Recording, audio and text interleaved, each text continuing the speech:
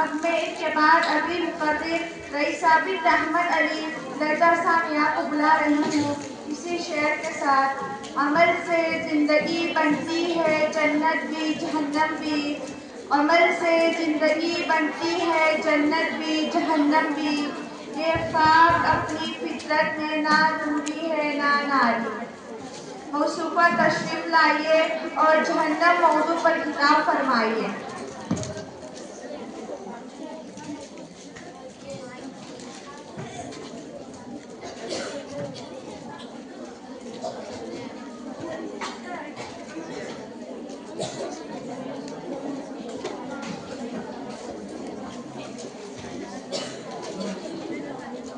السلام علیکم ورحمۃ اللہ وبرکاتہ۔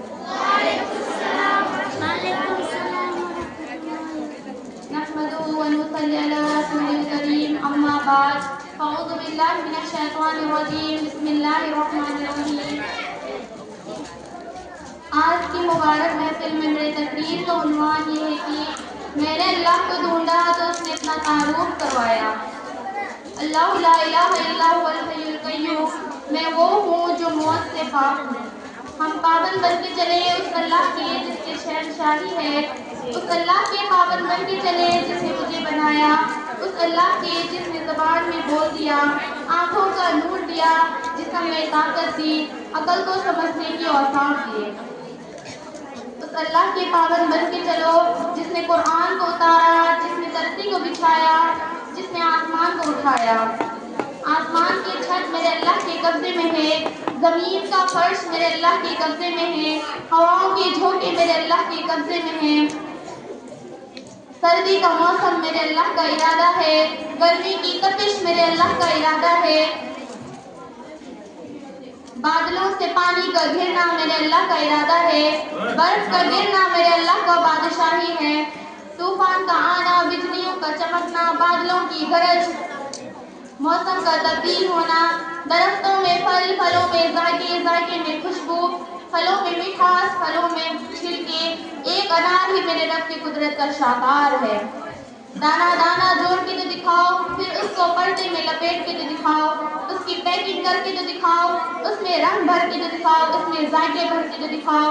گائے کے تن سے نکلتا دودھ، ہرن کے نافے میں مشک اور سانپ کے منہ میں زہر اور مکھی کے منہ میں شہد، آدم کے سارے نسل کا مالک، دو پاؤں سے چلنے والوں کا مالک، چار پاؤں سے چلنے والوں کا بادشاہ، زمین کی مخلوق، پانی کی مخلوق، ہوا کی مخلوق، رینگنے والے، اڑنے والے، پھاڑنے والے، جھپٹنے والے، دھاڑنے والے، سننے والے، سب میرے اللہ کی شہنشاہی ہے۔ للہ ملک السماوات وما فی الارض وما تحت الثرى وان تجهر بقول فانه يسر واخفى، وہ کون ہے؟ اللہ۔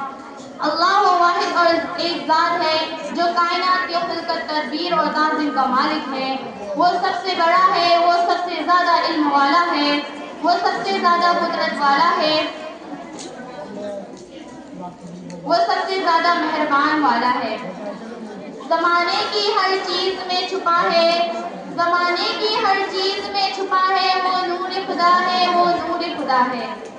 ایک حدیث میں آتا ہے کہ حضرت ابو ہریرہ رضی اللہ تعالیٰ عنہ سے روایت ہے کہ رسول اللہ صلی اللہ علیہ وسلم نے ارشاد فرمایا، اللہ تعالیٰ نے فرمایا میں اپنے بندے کے ساتھ اس کے گمان کے مطابق معاملہ کرتا ہوں، اگر وہ مجھے یاد کرتا ہے تو میں بھی اس کو یاد کرتا ہوں، اگر دل سے یاد کرتا ہے تو میں بھی اس کو دل سے یاد کرتا ہوں، اگر وہ جماعت میں یاد کرتا ہے تو میں بھی اس کو بہتر جماعت میں یاد کرتا ہوں، اور اگر وہ میرے پاس ایک قدم قریب آتا ہے تو میں اس کی طرف ایک میل قریب آتا ہوں، اور اگر وہ میرے پاس ایک میل قریب آتا ہے تو میں اس کی طرف ایک فرصت قریب آتا ہوں، اور اگر وہ میرے پاس چل کر آتا ہے تو میں اس کی طرف دوڑ کر جاتا ہوں۔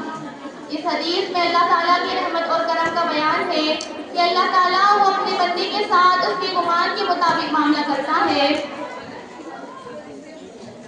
اور اس حدیث سے ہمیں یہ سبق ملتا ہے کہ اللہ تعالیٰ کو یاد کرے اور اس کے قریب آئے۔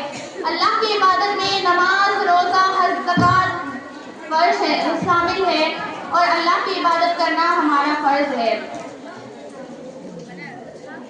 اللہ کی رحمت سب پر ہے، چاہے مسلمان چاہے غیر مسلم۔ اللہ کی رحمت سے کوئی مایوس نہیں سوائے کافر गुनाहों के, और हमें अल्लाह की रहमत की हमेशा उम्मीद रखनी चाहिए। और ये अल्लाह के तारुफ के बारे में एक मुख्तसर बयान है।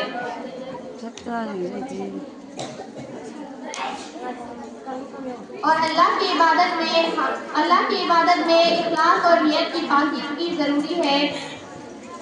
अल्लाह के ज़ात और सिफ़ात लहद है और हम उसको मुकम्मल तौर पर नहीं समझ सकते। अल्लाह की इबादत करना हमारा फ़र्ज़ है और